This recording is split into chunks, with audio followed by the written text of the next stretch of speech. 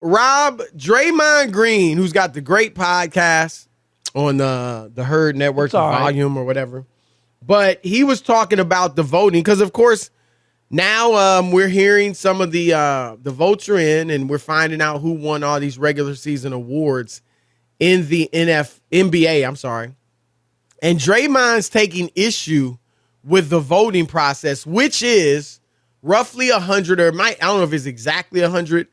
But it is roughly 100 media members vote for the different awards. I'm one of them, and we vote for Coach of the Year, Player of the Year, MVP, all that stuff. And Draymond doesn't like it. Here he is. I think when you look at voting for all NBA, when you look at voting for Defensive Player of the Year, Most Improved Player, MVP, ultimately these things are voted on by the media, which I think is absolutely disgusting. Because these are human beings that could have personal issues against guys, because that does happen. The most ridiculous thing I ever heard, typical uninformed, uneducated opinion of we have an axe to grind. When the commissioner gave players the right to vote, Chris, for the All-Star game, and 125 wouldn't even vote for LeBron or Kevin Durant, and you're saying the media has an axe to grind, or we're human beings, Chris, and we hold grudges? Stop. I will put up our record of media people, Chris, voting for these major awards any day over players who usually are uninformed about what other players are doing, who are usually have a bias against each other because they play. And I can pull out all the things you want to say and show you how and why the media should vote on these awards, because we don't have a dog in the race. We don't. When Jackie Robinson won Rookie of the Year, Chris, he was the only black player in the league, and the BBWAA was 99% white. They had one black writer that year. 99% white. He won. That is about the greatest example you can Am have. I right? I mean, can we stop there? There's no doubt, and I'm not disparaging anybody. There's no doubt some of those writers were racist. And probably they were racist. like, right, it was the first time a black player played, Chris. Right. He won Rookie of the Year. Chris, I've said it a million times. How many times did Barry Bonds win the MVP? 7. Yep. And he was terrible to writers. Yes. Most writers. If we wanted to punish him, Chris, could we have? Absolutely. He was the best player in the league. There was no way we couldn't vote for him. So when I hear this is just jock talk. This is just athletes in front of an open mic. Nobody to push back on them. Nobody to tell them that they're not right. No one's to ask them, give me your evidence.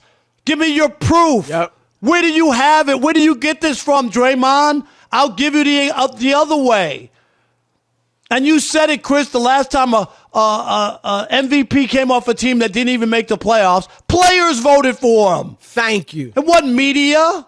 Rob, you everything you said is absolutely right. And to your point, I don't know, Rob G, was anybody on that podcast with Draymond? Or it was just him? But even if it had been another player or something, they would have just yucked it up. Draymond is so wrong, it's ludicrous. Now, first of all, let me get to this. Rob G, play the end of what he said. Play like the last 2 sentences or so of what Draymond said. Disgusting.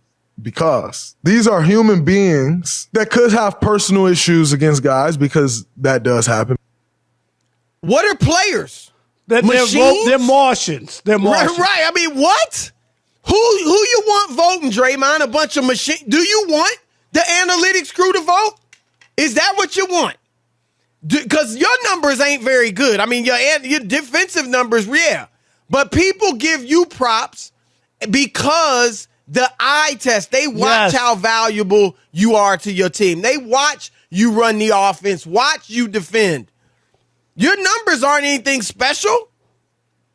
So if machines vote, if it's all analytics, you're not making anything. And the players are huge. I mean, come on, that don't even make sense. If whoever votes are going to be human beings unless you just want to do numbers. Right.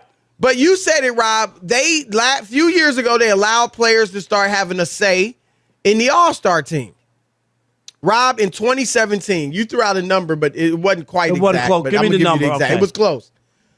In 2017, 128 players did not vote LeBron James. What'd I say, 124 or 5? Yeah, I was close. Okay. Yep. And then, Rob, this is even worse. 154 left Kevin Durant off their ballot. I mean, what? That's a third of the league. Didn't vote for what at that point was probably the two best players in the league. Are you kidding me? Rob, I wonder what the All-Star ballot would look like if players voted. If it was all players, I wonder what it would look like. Rob is right. The media, the media aren't perfect. There's no question about it. No one's saying that. No. Nope. Right. But we are the most objective of all. Fans are going to clearly have biases. They're going to vote for some of their hometown players, the guys they like the most, their favorite players.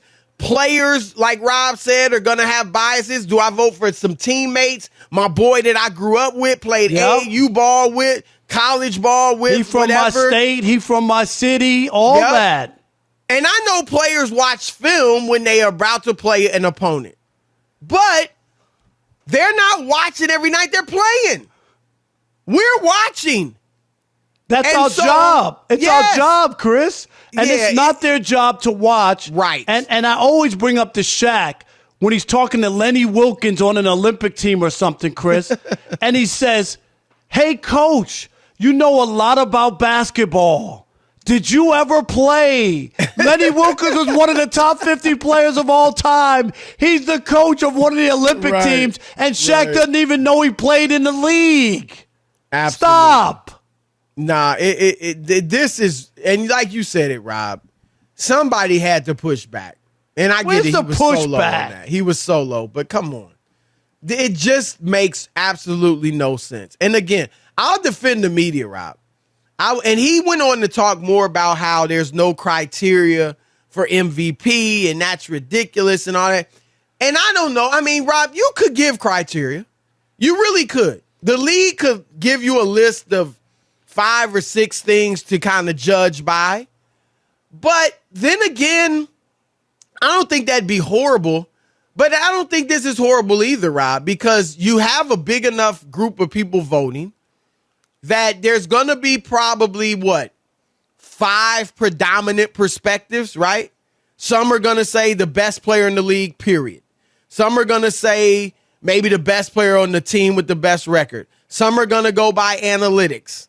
Some are going to go by a group of other, kind of a gumbo of other criteria that they come up with, which I do. And so I just think, though, this makes it interesting.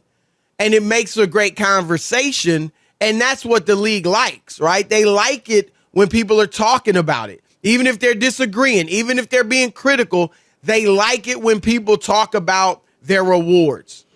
And I think that may be why they don't give a criteria, right? There's baseball, dude, even where there's Hall of Fame. No, they just have their stats. And you have to look at criteria. And I want one other thing, Chris, just to clarify, because I think people sometimes, I hear all the time, Take the awards away from the writers. You can't do it in baseball because guess what? The BBWAA started the awards, Chris. They started them, and baseball adopted them because they liked that the writers, you know what I mean, were involved. But those are our awards. Yep. Baseball adopted them from the BBWAA. Look, writers, that's a great point, and reporters are an integral part of the game. They really, I mean, and granted, historians, I get it now, right, you have different ways of getting, the info now with social media, and you can see highlights. But writers, for the most part, are the ones bringing you the information about the players. And look, TV, that's all media too. TV is the one, they're putting it on for you. They're commentating on it. The shows you watch during the day, they're giving their opinions or breaking the news. It is an integral part of the game. And Rob, like you said, for the most part, media members are unbiased. And the track record just proves it. It's just, there's no other way around it. And like you said, we can go back to when players used to vote. Players did used to vote. And Kareem won it without making the playoffs. Bill Walton made it with playing only 58 games one year. 58 out of 82. Like, I mean, when the players voted, it was kind of some strange stuff happening with the awards. And that's why it was taken away from them, Chris. Right. Right. And it has been more of a steady kind of, criteria once they started letting the writers. And it's not perfect. No. It's not perfect. Nothing's perfect where humans are involved. But to just like totally whitewash the writers and say we don't know what we're doing, you know what I mean? Yeah. Or we got an axe to grind. I find that to say it's disgusting. The voting is disgusting. That word is disgusting. Way over the top, even if you disagree. And like you said, Rob, what writer, again, name a writer. And there's probably one here or there, but name a writer that's got a bias. Right. Really? Real talk. They got a bias against Giannis? What is it? I mean, just because they don't vote for you.